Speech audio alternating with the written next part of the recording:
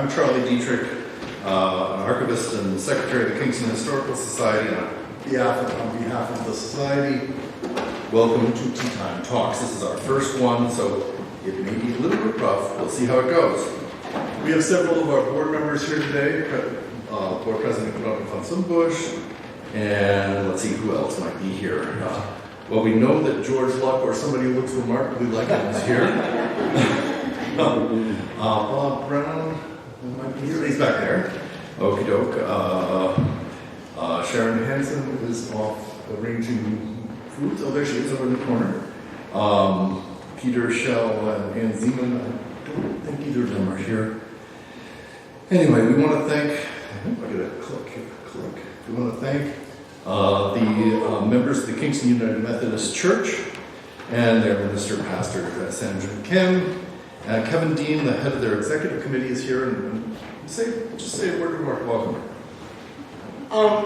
Good afternoon. What a joy this is to be able to let the Historical Society experience some of the history that is around this amazing piece of land that exists in the state of New Jersey. We are very thrilled to be able to open the doors to you.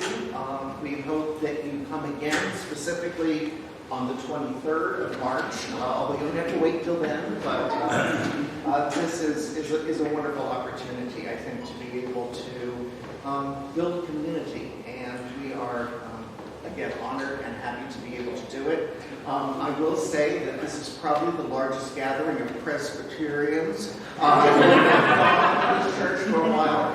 I was informed that my wife and I have been members here for a little over 16 years, and when we came in, there was a family whose surname is Kane, which I assume many of you know, and they said, we're the Methodists in town. If you want luck, go to the Presbyterian church. It's nice to know that we can all be community together, and thank you so much for asking. We're looking forward to this. Okay, wonderful. Thank you. Over a year ago, the Historical Society created an archivist team with the goal of rediscovering our over 25 years of accumulated artifacts and documents. Our archivist team continues to grow, and we'd love to have more members. And there's plenty of work to do: cataloging, studying, presenting, and almost everything from computers to carpentry. Our sign-up sheet is available during tea time. You can also do it online. Kingston's 300-plus year history has many, many stories. Today we'll talk about just 3 aspects of our village history: exploration, preservation, and times when more came to Kingston. After these 3 talks, there'll be time for tea and conversation. To keep things moving, I want to ask you to hold your questions until tea time, when the presenters will move over to the social hall.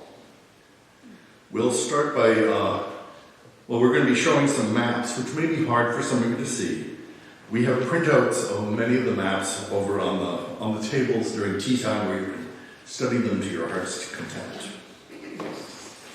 This past year, our volunteer archivist team began looking for projects. One of our volunteer archivists, Kristina Hill, became interested in learning about the local history. She's new to New Jersey and wondered about our pre-colonial and our modern roads. So today, our first tea time talk will take you on a horseback ride through Kingston. The year is 1679, and natives still own and occupy the land. An Indian path runs from Woodbridge to Trenton, the current routes 27 and US 206.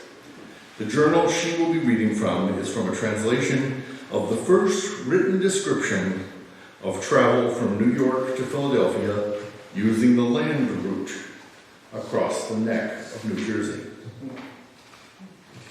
Grab that. Hang on, these are the welcome documents for the church. I'm going to hide them so that everything doesn't slide off here.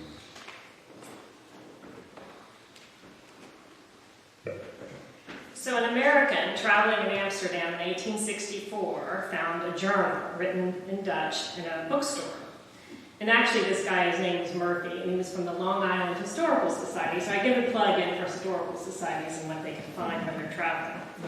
It was titled Journal of a Voyage to New York and a Tour in Several of the American Colonies in 1679 and 80, and it was written by Jasper Danckaerts. The journal describes how he and his colleague Peter Slider traveled from the Netherlands to America in search of land for the Levatist. They were a Protestant group. After spending about 6 weeks in the New York City area, Danckaerts and Slider, along with a local merchant named Ephraim Herman, traveled from East New Jersey to West New Jersey, passing through Kingston. This journal is probably the first and only 17th century description of the Lenape path between the colonies. I'm going to read 2 pages of this journal, and Charlie's going to provide background information and modern context as we go.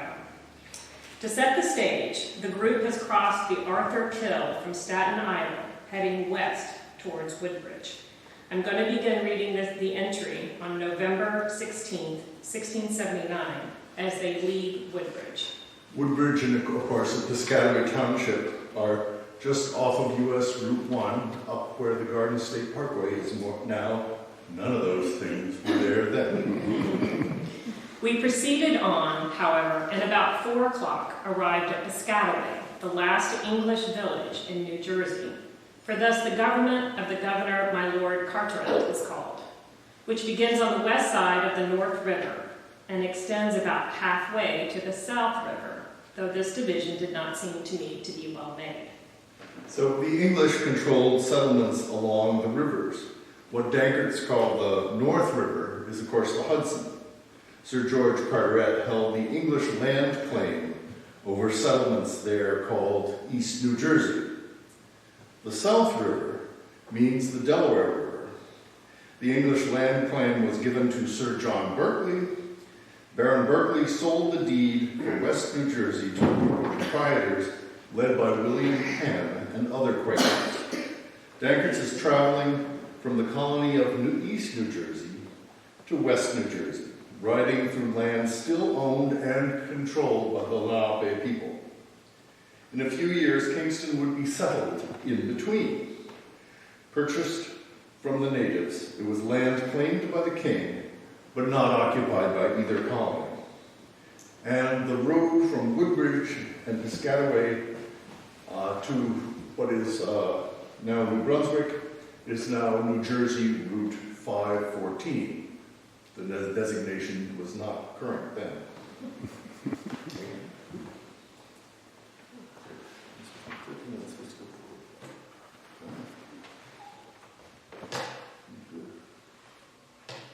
Show me.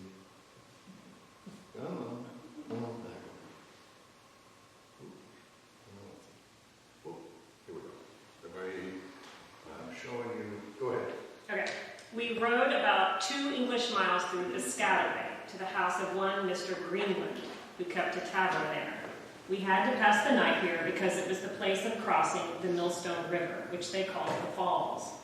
Close by there, also, was the dwelling of some Indians who were of service to this Mr. Greenland in many things.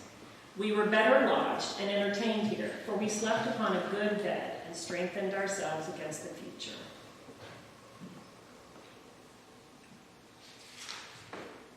Another page.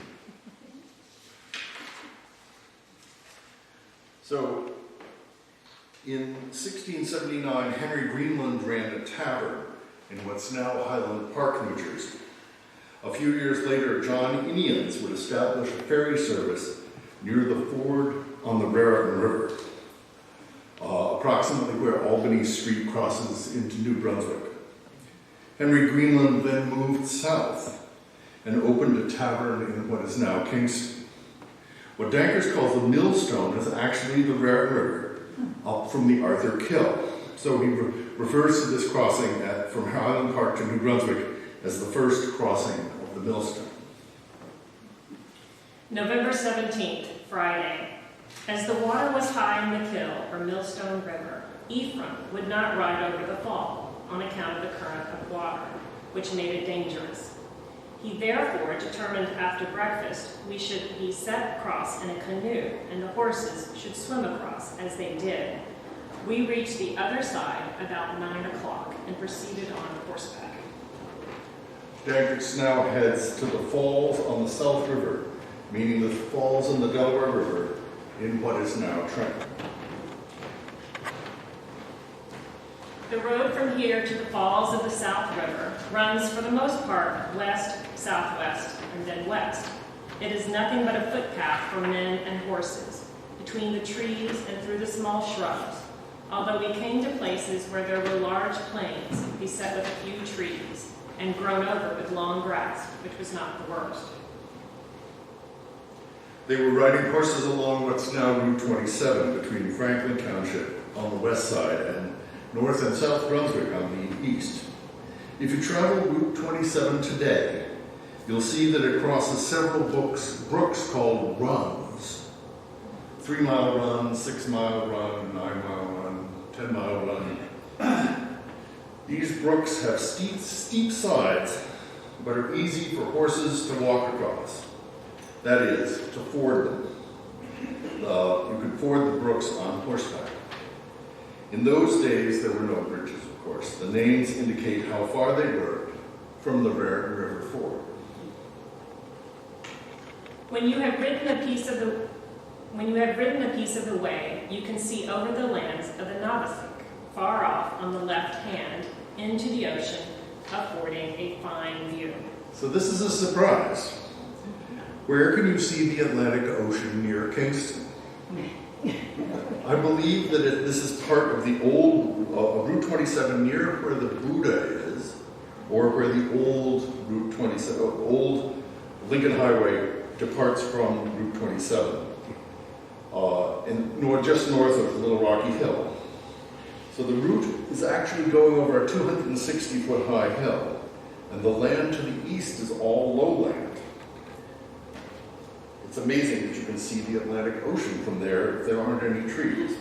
I used a computer program to find out, and yes, if there aren't any trees in the way, you actually can see the Atlantic Ocean at Sandy Hook from Little Rocky Hill. The lands of the Navasink tribe, amazingly enough, left their name on the river. They were very near of Atlantic Highlands. The land we rode over was neither the best nor the worst. The woods consist of reasonably straight oak and hickory, with some chestnut, but they are not very close. They would, therefore, afford tolerably good tillable land, but we observed the best pieces lay here and there along the creeks. We saw many deer running before us, out of the road, sometimes 5 or 6 together, starting off at the sound of the horses. Some things don't change. Plenty of deer on Route 27. At this point, they were riding from Franklin Park and Kendall Park down to Little Rocky Hill. The most interesting part of the journey. The next map on the screen is going to be from 1802. It's a traveler's pocket guide, sort of like the AAA used to give you when you would take a journey of the road from New York to Philadelphia, showing the villages along the way. It shows Little Rocky Hill on the right-hand side, and Princeton on the left, and Kingston in the middle. We'll be showing several panels of this guide. When about halfway, you come to a high but very rocky hill, which is very difficult for man or beast to walk upon. After crossing it, you come to a large valley, the descent to which from this hill is very steep by a very shrubby road, and you must dismount in order to lead your horses down carefully, as well as to descend carefully yourselves. So this was the most difficult part of the trip. The area between Little Rocky Hill and Kingston was originally a hillside covered with boulders, too dangerous to ride a horse through. Descending near the current Trap Rock entrance and Promenade Boulevard was a challenge. Even after the Revolution in 1802, when the Traveler's Guide map was made, we found 2 sources calling the road from Little Rocky Hill down to Kingston the Devil's Featherbed, probably because it was the most uncomfortable part of the road and a torture to cross. The map even shows dots indicating rocks along the road. We were in the middle of this valley when a company met us on horseback from the South River. They were acquaintances of Ephraim, and some of them were his relations. They wished each other welcome and mutually inquired after various matters, after which we separated, exchanging one of our horses, which Ephraim's brother rode, and was to be sent back to the Manhattans for one of theirs, which must return to the South River. Their stopping point could well be where the Pennsylvania Dutch Farmers Market is now, or Bergamondier, or where Raymond Road meets Route 27. We rode on a little further and came to Millstone River again, which runs so crookedly that you cross it at 3 different places. After we crossed it now, we took the bridles from the horses in order that they might eat something, while we sat down and dined together upon what we had in our traveling bags. Okay. Danckaerts is actually now crossing the Millstone River for the first time, fording it on horseback where the Kingston Mill is today. The group seems to have stopped for lunch somewhere just up from the mill, possibly on a small hill where Henry Greenland would later build a tavern, or maybe near where the Lake Carnegie Dam would be built. On our traveler's map, there's a black square on a rise just west or south of the Millstone River, which probably represents the tavern that Greenland built. We remounted in about an hour and rode on, continuing our way in course as before. About 3 o'clock, we came again to Millstone River, which we again waded over, but it had gradually become smaller. Its path is now US 206, heading south from Princeton at Quaker Road. The stream they crossed actually was smaller because it was Stony Brook. The actual Millstone River flows into Kingston from the east, from Plainsboro, Cranberry, Hightstown, and Monroe townships. But Danckaerts couldn't see that. He's now heading to Yasna and Bristol-Myers Squibb. US 206 now, of course, has a stone bridge. It was just a fording spot in the brook at that time. Resuming our route, we arrived at the falls of the South River about sundown, passing a creek where a new grist mill was erected by the Quakers, who live hereabouts in great numbers and daily increase. The falls of the South River is Trenton. In 1679, it was just beginning to be settled by Quakers. He'd arrived for the night. The whole trip from New Brunswick to Trenton was completed in one day, about 9 a.m. to about 5 p.m. maybe, say 8 hours of horseback riding. Today, you can ride a bicycle over this 26.7-mile route in about 3 hours. All right, that concludes the reading of the journal. But we did, but after they spent the night near the falls, the 2 men traveled south to Maryland to look at land for their new settlement. Their return journey is not so easy. They nearly drown in the Stony Brook and are rescued and dried out by the natives who lived in what is now Princeton. So that's our story. We will have the images from the talk all over on the table there in the reception room, and we'll be happy to answer any questions. This whole journal is on the Library of Congress website. It's free. This is pages like 94 and 95. It's like 300 pages. But it's great. It's very interesting reading, especially I found it interesting to read about their voyage over just to see what it was like on the ship in the late 1600s. So thank you all.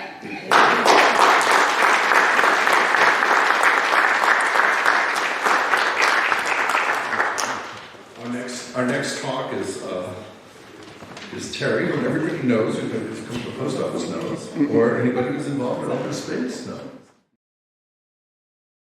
By saying how Kingston Greenways Association came to be, and in 1998, the Kingston Initiative was formed, which was a group that worked to have a voice for the village, which does not have its own government. And out of that grew a number of organizations, and one of them, which was founded by Tari, is Kingston Greenways Association, which is a 501c3 corporation. And the Kingston Initiative evolved into the Kingston Village Advisory Committee, which is now liaisons between South Brunswick and Franklin Township. So Kingston is unusual for a lot of reasons. Another one is that it actually consists of 4 townships and 3 counties. So in addition to Franklin and South Brunswick, part of Kingston, or what we probably all think of as Kingston, is in Plainsboro Township. And part of it, if you go down to the bottom of the hill where the mill is, that's Princeton. And the 3 counties that are Mercer, Middlesex, and Somerset. So as an introduction, I will just read you our mission statement, a formal expression of why we were formed and what we try to do. Kingston Greenways Association aims to establish a permanent greenbelt around the village of Kingston, consisting of natural environments, recreational parkland, agricultural and horticultural land, wetlands, streams and ponds, and sites of historical interest. The association further aims to preserve and create connections of green among and beyond these for walking, jogging, bicycling, and horseback riding, to promote understanding for our local region through study and education, and to provide oversight and advocacy for open space in the Kingston area. We will work in partnership with other regional, state, and national groups in pursuit of open space preservation and awareness. So in 1998, there were already some nice bits of greenbelt around Kingston, so we had a little bit of a head start. Over the next 27 years, we worked to add to this buffer by permanently preserving lands that were likely candidates for development of various kinds, and to engage in stewardship and encourage the use of these public lands. So currently, thanks to Robert, I know that the preserved greenbelt consists of almost 653 acres, and there are another 108 acres of land committed but not yet preserved, for a total of 761 acres. And there are also 83 acres of preserved agricultural land. So we're doing this in 3 sectors, and the next 2 slides are the front and back of a brochure we put out, which needs some updating. And so you can look for that in the near future. And we thought we would start here. We're kind of going to go around the loop. This section here is Rockingham Historic Site. Oh, I forgot, we have this lovely picture to show you just how green the greenbelt is. It's pretty amazing. And there's a few more slides later on that will show how little green there is outside of the greenbelt. Lots of developed land. So, I think that's very evocative. And can everybody find their way? So this is another sort of simplified view. And you can see all the green is preserved land. And there is much more that will be, especially when Trap Rock shuts down, there will be a lot more added. So the next slide should be Rockingham. So we're starting here. This is an historic site and is run by the state of New Jersey. And if you go to the next slide, there's a view out toward Laurel Avenue. And then, yes, if you go down the back side of Rockingham, you will come into the Flemmer Preserve. It's actually the John Flemmer Preserve. John Flemmer Preserve, which is this skinny piece here.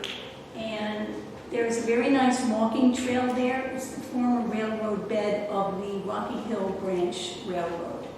And so it's nice walking. In fall, it's especially pretty. And if you take that from Rockingham out to Route 27, and the next picture shows, this is, if you looked across from the railroad bed to the towpath, at some point you would see the spillway. So this is not on the South Brunswick side, this is on the Franklin side. So that is another nice reason to walk on that path. It's just to see what's going on the other side.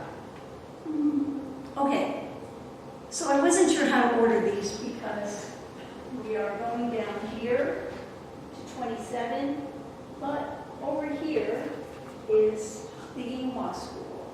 And that ground, which is about 4 acres, was actually the first land that we were actively involved in preserving through Green Acres.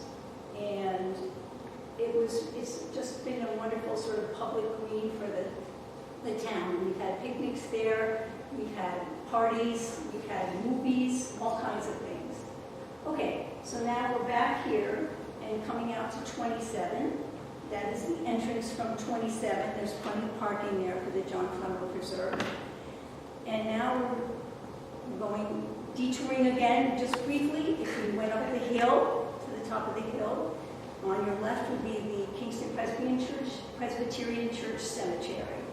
And that is the oldest preserved land in Kingston, 300 years. So it's a lovely, different kind of open space. It's always peaceful and Good bird. yeah. All right, so going back down the hill and across the highway, we come to the Kingston Lock, the lock tender's house, and the little telegraph house on the left. And if you walked, here's where you have access to the towpath. So you could walk straight ahead and be on the towpath. Or, next slide, you could go down to the turning basin and turn right and curve around and walk on the berm path. So then the towpath would be on your right, and also Lake Carnegie. And I just walked there this morning. It's a very nice walk. And as you're going along, on your left, you will see big open fields. Those are the former Princeton Nursery seed beds. And that's one of our walks. I don't know which one, but probably maybe a Thanksgiving Day one, which we do each year. And then one other thing that you could have done was at the turning basin, you could have turned slightly left and you would be on what we call the Osage Orange Trail. And that's just our own name for it. We call it that because there was a rail line that ran through there, and Osage oranges make a very good barrier so that livestock can't crash through onto the tracks. And there is Karen Linder, one of our trustees, and she's tossing an Osage orange. They're a very strange looking fruit. If you've never seen them, they're sort of chartreuse colored, and if you cut them open, they have a very pleasant scent. Okay, so this is part of the nursery lands on the west side of Mapleton Road, and this is one of our first day hikes. Actually, Friends of Princeton Nursery Lands is the sponsor of that event, but we all join in. And this is further in a beautiful row of maples that is very special, and a remnant of the Princeton Nursery's operation. So now we're coming across Mapleton Road, and we're in the Princeton Nursery Lands proper. And this is the Flemmer Arboretum, and we have done our best to collect as many cultivars of William Flemmer III as possible. He was an incredible plantsman, and we've got a pretty good collection there. So this is a special part of the Mapleton Preserve, which is the heart of the Princeton Nursery Lands. And here is one of our special events that we had. This was an Arbor Day event that we had. Just a sentimental favorite picture of mine. And that's Bill Flemmer on the right, the Bill Flemmer IV. He was part of the family that owned the Princeton Nurseries. And then we are going on to a relatively new trail in the Mapleton Preserve. It was designed and built by an Eagle Scout, and this was an event we were trying to root out some of the invasive plants along that trail and plant some native ones. And once again, that is Karen, hard at work. And we are going to be doing more there. And then these are just some other pictures of some of the lovely trees that are there. It's a row of crab apples. This is the signature row of ginkgos. The Princeton Nurseries developed a wonderful cultivar of the ginkgo called the Princeton Century Ginkgo. And ginkgos are marvelous. They're very good city trees. They're disease resistant, pollution resistant, drought resistant. They're just like a great tree. And they grow quickly and they're beautiful. So this is a winter scene. This is a group of people probably on a maybe Martin Luther King Day or National Trails or National Public Lands Day, clearing vines from some of those trees, something that we do over and over again. And then, if we move from Princeton Nurseries through this little segment here, this is known as Avenue Park, or Triangle Park is what I call it, so it's a triangular-shaped piece. And that is South Brunswick open space, and it used to be much more open.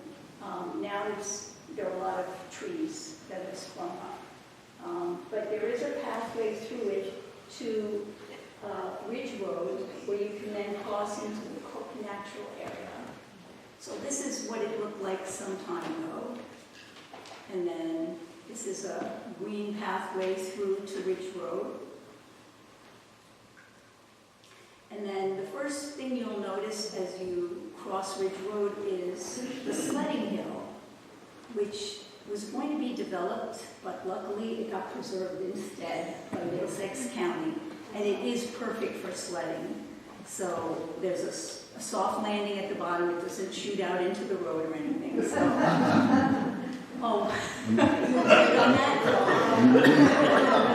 we had a great sledding hill that did come out right onto the road, so we had to be very careful. But anyway, so this was a great acquisition that happened not that long ago.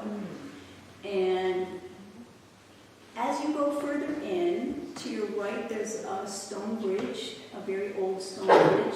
It's in need of some repair, but there's another picture of it. And that will take you over to a trail that runs parallel to the Cook Natural Area, which is a rail trail. And this is a walk that we did. I'm sure that was a fall foliage walk. But that just goes up to Route 1. So we're going to go back over the bridge and keep walking until we get to this big piece, this here. And that is Heathcote Meadows Preserve. And this is our birthday cleanup crew. We got permission to clean up in the preserve last year.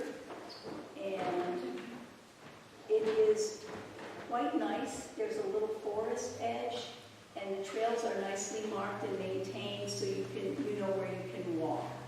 And there are a lot of birds there, a lot of different wildflowers. It's a very nice, peaceful place to walk.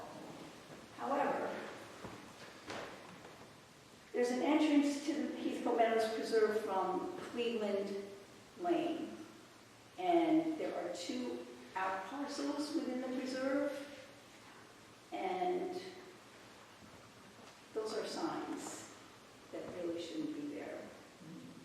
But it is open to the public, it belongs to the public, you just wouldn't want to go up that driveway. So, don't be deterred. And then also there's a little Heathcote Park is another area that's South Brunswick open space. It's meant for recreation, and we tried to do a blue moon watch there last year, but it was very cloudy. But it was still a very pleasant night to be out. So Yeah, so all these are places to explore. They're easily accessed. Okay. Okay, so the DOT lands, there's some on the South Brunswick side and some on the Franklin side. And the reason that they are there is because in the late 1990s, there was a big push to build, am I at 15 yet? Okay, all right, I'm almost fine. There was a big push to build Route 92. And for anybody who doesn't know about it, on the KGA website, on the links page, there's a link to No 92, and all the information is still there. It's just crazy. And there's a map of where it would have gone, and it would have ended at 27 in Kingston. It's just crazy. Or at Route 1. The overpass. Right, not at Route 1. It would have been a nightmare. So check that out if you have time. But meanwhile, we've been working to preserve these for over 20 years, and it should be happening very soon. They will be transferred to the Natural Lands Trust, and that will make, that's these two pieces, the South Brunswick sort of hammer-shaped one and this big piece. And it's nice because they will connect to other parcels that are already preserved. So there will be lots of connections and maybe some new trails possible. And the biggest chunk of land that we're going to get is from Trap Rock when they're quarried out. So that's the entrance to their facilities across from Promenade Boulevard. And it's, I think I have those aerial slides that you had in there, Charlie. There are some. Include, yeah. There we go. How about this one? How about that one? So you can see how much land the quarry occupies. And that would become a reservoir. There is a mining reclamation plan, but be a reservoir on state park land. So, I mean, look at all the green. It's just truly amazing. You know, so much development, and some of the things that could have been developed. The nursery lands, there was a plan in 1998 for 55 plus development of, I think, 220 homes and a golf course. But instead we're Mapleton Preserve. That's pretty great. Anyway, and I was going to just show one more thing. This is the DNR Canal State Park. It's a very long linear park. It starts in New Brunswick, and it goes down to Trenton, and then up to Milford, and a rail trail portion continues on. Milford is the end point. So we're lucky that we have this piece of it here. It's just, it's really well used. It's beautiful in any season, and our Canal State Park had his 50th birthday last year. Yeah. So, thank you all very much.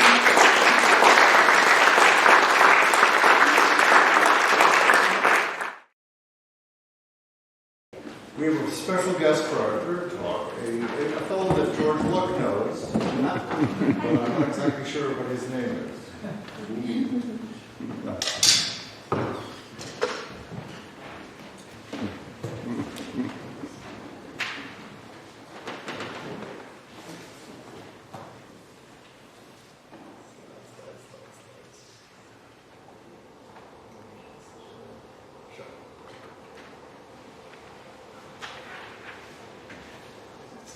Well, citizens of Kingston, it's a pleasure to be here today with you.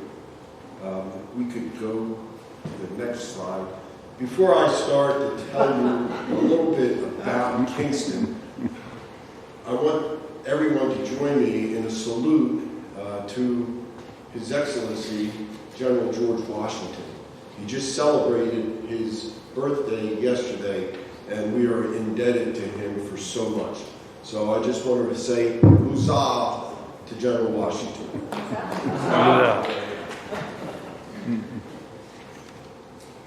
So Kingston is the midpoint between Philadelphia and New York, and so it becomes a very prominent village. And going back into the time of the Revolution, there's a stone bridge that was built over the Millstone River in 1738 that replaced a wooden bridge that was built in 1705. We have 3 taverns. The Beehive Inn, which was founded in 1730s.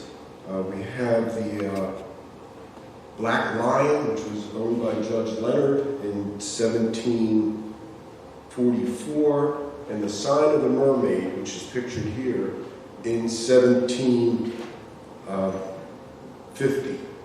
This is owned by William Van Tilburg, and I can describe this a little bit. It has 4 large rooms on the 2nd floor that would house travelers. Each room has a large window bench seat,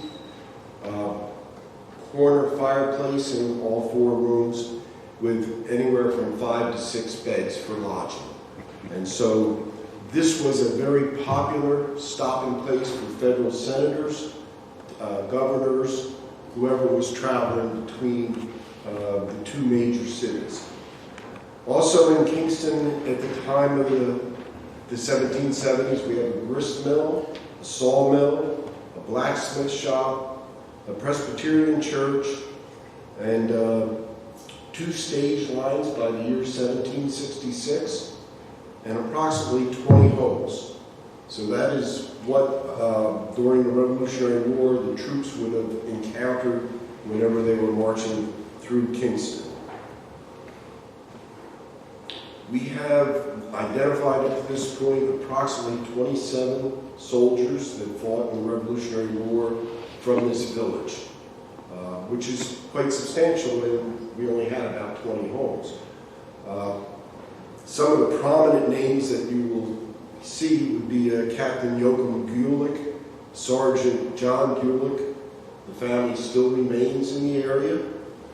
Private James Higgins, again, the family still remains in the area. And then we had Captain Aaron Longstreet, who is, there's no family left in the area, but he's prominent as a captain in the 3rd Regiment Middlesex County Militia.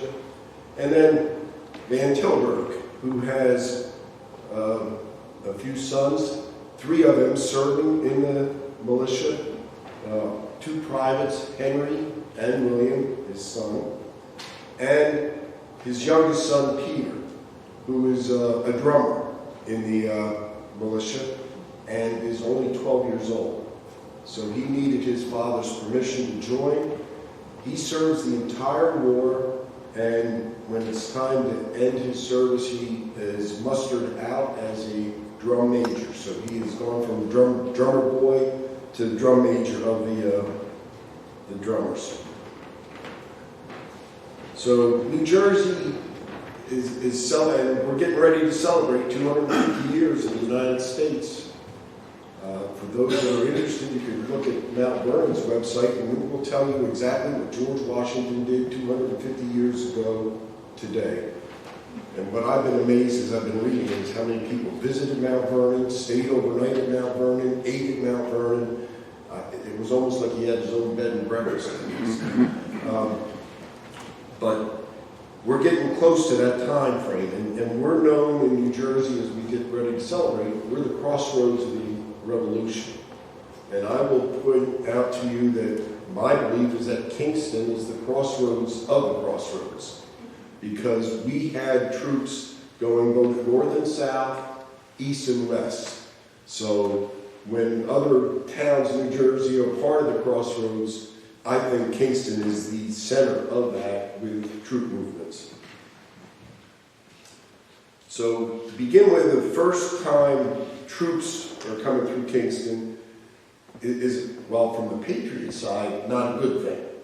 From the British side, probably a good thing. But the British have dominated the Continental Army over in Long Island and New York, and Forts Washington and Lee have fallen, and the Continental Army is retreating across New Jersey. And of course they use the Post Road, which is today in Kingston, Route 27. This is the main road to go between the colonies, and this is where they're coming. And so they said the Continental Army's retreating. It's an orderly retreat. They're not running, they're not, just racing across, but they're moving as quickly as they can. The British are following them. On December 1st, the Continental Army is in Brunswick. We would call it New Brunswick, but Brunswick, and the British show up on the opposite side of the American River. And so there's a little bit of a skirmish, and I think one Continental soldier is killed, and Washington orders the troops to retreat and head continuing towards Pennsylvania. That evening, they stop just outside of Kingston. They're, after calculating how quickly you can march, I'm thinking it's somewhere around Promenade Boulevard, maybe just a little bit further north on Route 27. They encamp for the night. And General Nathaniel Greene comments that night. He says, "When we left Brunswick, we had not 3,000 men, a very pitiful army to trust the liberties of America on." And traveling with him is a civilian aide who that night and also, he's writing his thoughts down on paper on the head of the drum. And he's troubled by the troops' condition, the suffering they're enduring, but he's inspired by their courage and resolve. And so by the light of the evening campfire, he is writing his thoughts and words down. "These are the times that try men's souls. The summer soldier and sunshine patriot will, in this crisis, shrink from the service of their country. But he that stands it now deserves the love and thanks of man and woman." A few weeks later, he will publish that pamphlet in Philadelphia. It's known as the American Crisis. So all this is happening while they're retreating. December 2nd, the next morning, Lieutenant James McMichael writes, "Just at dawn, the drum was beat, and we, the Army, began marching through Kingston, arriving in Princeton at 8 a.m. Princeton is chiefly inhabited by Tories. So they were loyalists in Princeton. I don't think they found too many people in Kingston. Most of them had evacuated because once the Continental Army came, and obviously the majority of the Kingstonians must have been more patriot Continental because we had so many serving from this area, and most of them had left. So they get through and on into Princeton, and of course they cross the Delaware River and go over into Pennsylvania. And this is in 1776. The British come through on December 7th, and I sometimes just stand out on Route 27 and just try to picture the difference that you would have seen from the Continental Army, ragged, some no shoes, cold, marching, trying to stay orderly, and then we'll think of the British coming through in their bright red uniforms and the best army at the time. There was nobody better than the British Army, and they would have been marching through proud and strong. So they come through on the 7th, and as you heard what Nathaniel Greene said about the American troops, while the British come through with 4,000 to 6,000 troops in pursuit of Washington and the Army. So Washington's encamped in Pennsylvania. Everything is cool for the British. They're going to go into winter encampment. On December 9th, Lieutenant Andreas Wiederholt of the Hessian Knapphausen Regiment arrives in Kingston, and he calls Kingston a miserable place. But he doesn't get to stay too long because he gets ordered to Trenton to set up quarters there, and the British go into an idea of having all the communities along this post road, this road between New York and Philadelphia, guarded with different troops. So by December 16th, a battalion of light infantry is ordered to be quartered in Kingston. So this is going to be their post. And then following the First Battle of Trenton, on December 28th, Colonel Carl von Donop, again a Hessian commander of the Donop Corps, is ordered to go to Princeton. And he arrives in Princeton but can't keep but one brigade there. The rest of his corps has to be sent to Kingston. And 400 of that brigade that's in Kingston had to sleep outside that night. And that night was extremely cold, and diary reports show that at least 2 cattle froze to death overnight. And then Captain Johann Ewald, with a company of Jaegers, was also quartered in Kingston until the end of the year. They were just not sure what Washington, whom they called the Fox, was going to be up to, and they were guarding the road. And of course, after the first battle of Trenton, Cornwallis had to unpack his bags from his ship because he was getting ready to sail back home to England to be with his wife for the winter. And so they had to protect his route. And of course, January 3rd now is the Battle of Princeton. And residents, if there were any even left here in the village, would have heard the cannonading from the battle. And they would have seen some of the early British troops escaping Princeton and heading for Brunswick down the post road. Following the battle, Washington would bring his troops into Kingston. He orders the bridge destroyed, and when they destroyed the bridge, they pulled up the planks, all right, so that the horses and the people couldn't walk across. But he didn't tear down all the stone wall and all that. And he meets on a conference of war, council of war, what it was in front of, at the time, the Presbyterian Church within the cemetery lines. And as earlier pointed out, you could see the Atlantic Ocean from Little Rocky Hill. You could see Princeton from Kingston.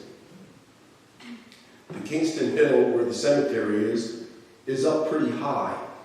And there weren't very many trees left because they had cut most of them down for either firewood or building, and they cleared the land because most of it was farmland. So you could see a great distance. So they're on horseback watching to see if the British are coming while they make their decision.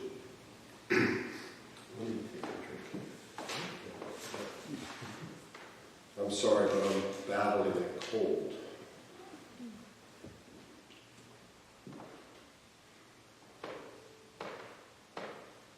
So the original plan was to go, when they snuck out of Trenton, was to go to Brunswick, because the British had all their treasure and all their stores, all their equipment.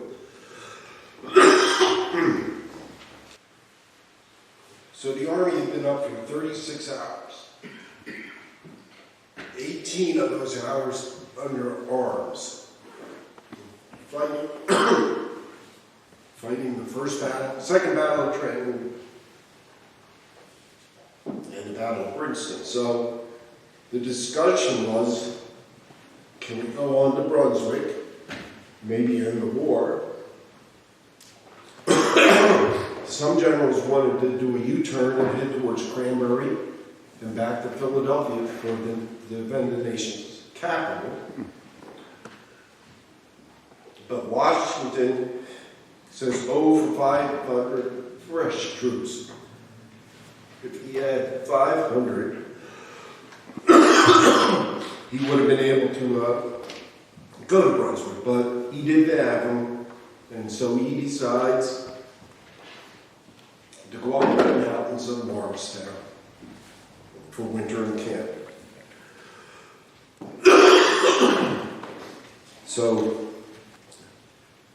that's what they decide to do. They go into winter in camp. Now, I can tell you the citizens of Kingston suffered greatly, as did most citizens of New Jersey, as the British and Hessians came across the state in pursuit of Washington. They destroyed most things. And I can tell you, excuse me, that the Continental Congress did set up a committee on safety to investigate the damages done. And on April 18th, 1777, they issued a report to Congress. And it said that there was wanton and oppressive devastation of property within New Jersey. There was terrible treatment of the prisoners of war, savage butchery of those who submitted or were incapable of resistance, and lust and brutality of the soldiers in abusing of women.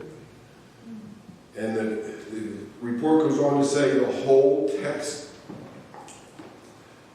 of the British Army is marked with desolation and destruction of property, particularly through Westchester County in New York and the towns of Newark, Elizabethtown, Woodbridge, Brunswick, Kingston, Princeton, and Trenton in New Jersey. Destruction occurred against patriots and loyalists alike. Fences were destroyed, houses damaged or burnt, even public buildings were damaged or plundered. And the report just goes on and tells you how bad things were. And we do know that many of the residents here in Kingston put in claims. Captain Aaron Longstreet put in for hay and coal that had been stolen, oats, blacksmith tools. William Van Tilburg at his tavern had 4 maps taken and other food and drink. Martha Hyde, quite a few others. So there's a whole list of that, and that could be for another talk about the damages done. And then Washington will come back with his troops in June of 1778. This was after they'd been at Valley Forge. They come back, and as it says, the road to Mama, they didn't know where they were going. They just knew that the British were evacuating Philadelphia and heading to Sandy Hook, New Jersey, to get to New York City. And so they leave. They come across at Coryell's Ferry. We would know it today as Lambertville. And they come down through, and on the evening of June 24th, they encamp in Hopewell. And then the next morning, they get up, and they come in, and they arrive in Kingston around the middle of the late morning, early afternoon. Washington actually stops at Rockingham. The reports say it was a hot and sultry day, but the tea was very fine at Mrs. Berrien's. He enjoyed himself with his aides. The rest of the troops came into the village, and they set up encampment. And they camped here for the entire day. They had their main meal here. Washington set up his headquarters here. We don't know what building, if he even used the building, or whether he set up his tent. We're not sure. But he did make several decisions here. And I have copies of the orders out on the table. He sends an order to Philemon Dickinson telling him his plans. And he also sends the Marquis de Lafayette from here to take command of all the Continental Army that has been harassing the British as they've been marching across New Jersey. He had offered this to General Charles Lee. I don't know how many people know Charles Lee, but he had been in the military, in the British Army, and he was number 2 in command to Washington. And so the command should go to your number 2 person. And Washington offers it to Lee while they're here in Kingston, and Lee turns him down. And he just basically tells him, no, I'm not going to do this because it's a stupid move. We're not ready to go up against the British, full force, and I'm not going to do that. And so that's how Lafayette gets the orders to go take command of everybody that's on the British lines. And while I guess Lee goes back to his tent or wherever he's at with his, as most reports say, his 2 mangy dogs. I don't know what type of dogs he had, and I don't know, maybe that was just derogatory because they didn't like Lee. But he goes back and he reconsiders, and he goes back to General Washington while he's here in Kingston and says, I apologize. This command is for me because I am under you and I should have that command and I will take it. And so Washington acquiesces and gives him the command. Doesn't go well in Monmouth. And Lee ends up getting court-martialed because he did a retreat when he shouldn't have been. But that's not the Kingston story. The Kingston story is that he had refused the orders to be in charge and then reconsider. So that evening, the troops ground their arms. They're ready to spend the night, and within a half hour, they're told, get up and march on. And so they end up in what is known as Long Bridge, which today we call Monmouth Junction, where they spent the night of June 25th. And then the only other time that during the war that Washington ends up here is back in August of 1783, and he's at Rockingham, and he establishes his quarters there, and he's here until November of that month, and they're waiting for the Treaty of Paris now. That's what they're waiting on. And so he entertains at Rockingham, and the interesting thing is that Mr. William Van Tilburg's Sign of the Mermaid is used again by the Army because he has some sick lifeguards that are attending to Washington at Rockingham, and they want to bring them inside because the mansion's not big enough for the lifeguard. They were tented out on the grounds, and so they wanted to get them inside where they could get some warmth and shelter. And so they commandeered one of those large rooms on the second floor for the ill of his life troop. And the other important thing about Rockingham while he's here is that it's at Rockingham where Washington writes his farewell address to the armies. So that happens at Rockingham itself. So I apologize for coughing, but that kind of gives you a feel of the village itself in the 1770s, and a lot more troop movement and quartering of troops here that I had never imagined. We didn't realize that Kingston had played such a major role in the troop movement, and actually quartered British and Hessian troops in the village itself. So, thank you.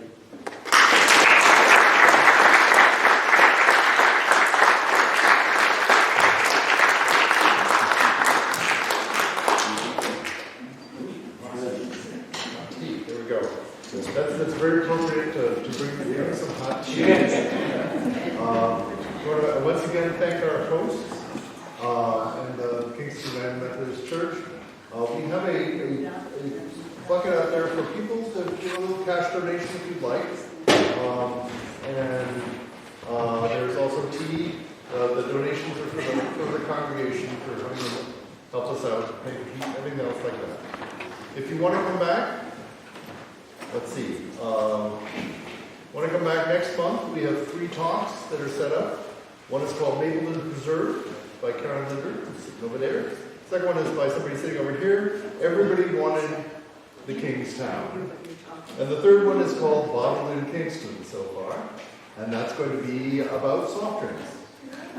So, thank you all very much for coming. And have some tea.